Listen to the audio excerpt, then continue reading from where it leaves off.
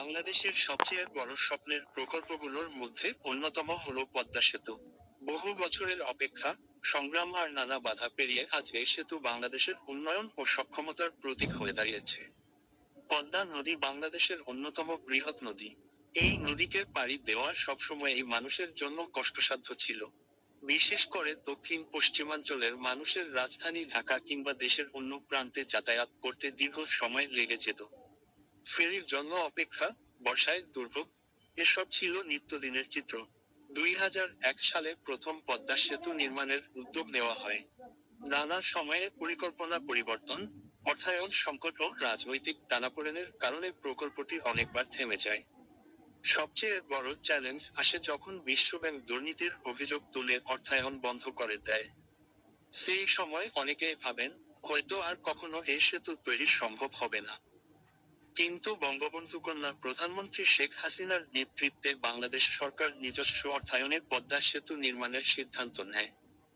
এই সিদ্ধান্ত শুধু বাংলাদেশের ইতিহাসে নয়, পুরো বিশ্বের কাছে এক অনন্য সাহসী পদক্ষেপ হিসেবে প্রশংসিত হয়। সেতুর দৈর্ঘ্য 6.15 কিলোমিটার এবং প্রস্থ 18.10 মিটার। এটি দ্বিস্তর বিশিষ্ট, উপর দিয়ে গাড়ি চলবে, নিচ দিয়ে চলবে ট্রেন। ফলে এটি শুধু সড়ক যোগাযোগ নয়, রেল যোগাযোগের ক্ষেত্রেও একটি বড় মাইলফলক। পদ্মা সেতুর মোট পিলারের সংখ্যা 42টি। এগুলোর উপর বসানো হয়েছে 41টি স্প্যান, প্রতিটি স্প্যানের দৈর্ঘ্য 150 মিটার। এই স্প্যানগুলো বসানোর মাধ্যমে সেতুটি সম্পূর্ণভাবে যুক্ত হয়। প্রতিটি পাইল নদীর গভীরে প্রায় 120 মিটার পর্যন্ত স্থাপন করা হয়েছে। এত গভীর পাইল বসানো পৃথিবীর ইতিহাসে বিরল। এর ফলে পদ্মা সেতুকে বলা হয় একটি ইঞ্জিনিয়ারিং মার্ভেল। নির্মাণ কাজ শুরু হয় 2014 সালে। পুরো সেতু তৈরি করতে সময় লেগেছে প্রায় 8 বছর। এর মধ্যে নদী শাসন, পাইলিং, স্প্যান বসানো এবং সড়ক ও রেল লাইন প্রস্তুত করা, সব মিলিয়ে বিশাল এক কর্মযজ্ঞ সম্পন্ন হয়।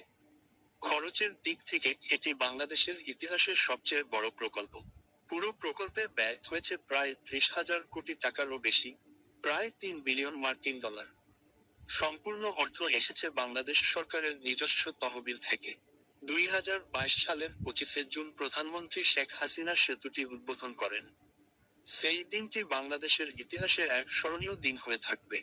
সেদিন কোটি মানুষ টেলিভিশন ও সামাজিক মাধ্যমে উদ্বোধনের দৃশ্য দেখেছেন, অনেকে আবার সরাসরি সেতুতে উপস্থিত ছিলেন। পদ্মা সেতু চালু হওয়ার পর দক্ষিণ পশ্চিমাঞ্চলের অর্থনীতি পুরোপুরি বদলে গেছে। যাতায়াতের সময় অর্ধেকে নেমে এসেছে। আগে যেটা ঢাকায় পৌঁছাতে 10-12 ঘন্টা লাগতো, এখন লাগছে